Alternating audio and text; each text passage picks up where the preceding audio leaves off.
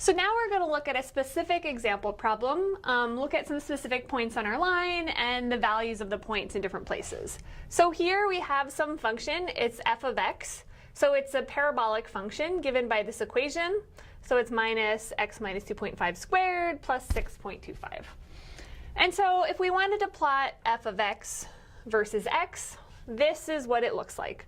It has some curve, it has a maximum at 2.5. And so we can then, like before, we can refer to specific points. So we're going to look at our points at 5 different points. We're going to look at it at 0, 0.5, 1, 1.5, and 2. And so here, this is going to be our x1. 0.5 is going to be x2. This is x3, x4, and x5. And so just like we had shown before, we're going to have different points. So what we're going to do is we're going to start building up a table with our different values. So our table is going to have 3 columns. We'll have we'll have 1, 2, 3, 4, and 5.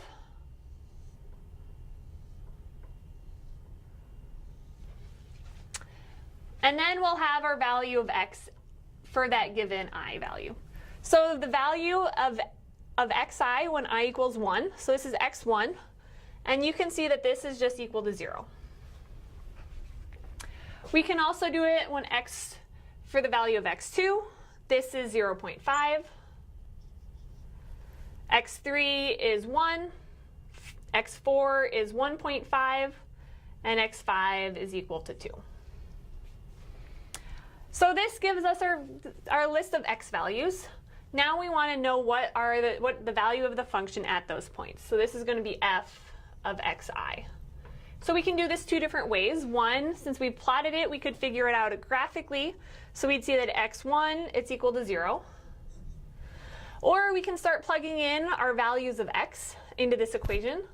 So if I plug in 0.5 to my equation up here, we find that, okay, the value of this function, this is just equal to 2.25. If I plug 1 into my equation, so that gives us, this is 2.25. Now we plug in this 1. This gives us a value of 4. So f of 1 is equal to 4. 1.5, 5.25 is our value of xi. And then this last one is equal to 6. And so this is how we can, for a specific function, we can build up our arrays of the x values and the values of the function at those points. And then we also are having the list of what our different I values are. And so like before, remember we can identify specific points. So we're going to look at a specific point. So we're going to look at if I is equal to 3. And so if I is equal to 3, then we're going to look at, so then we know that xi, this is equal to x3. And so from our table, this is just equal to 4.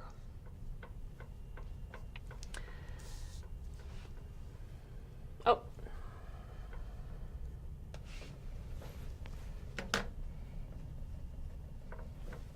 That's not equal to 4, that is equal to 1. We can also refer to f at xi. This is just the value of the function at x3, so this is just equal to 4.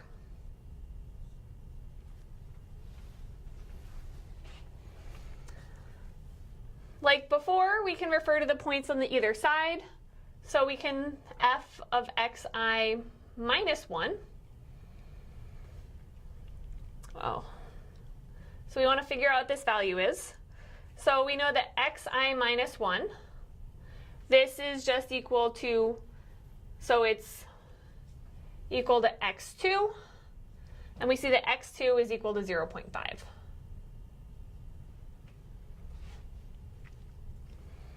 We can look at xi plus 1. This is x4, and that equals 1.5.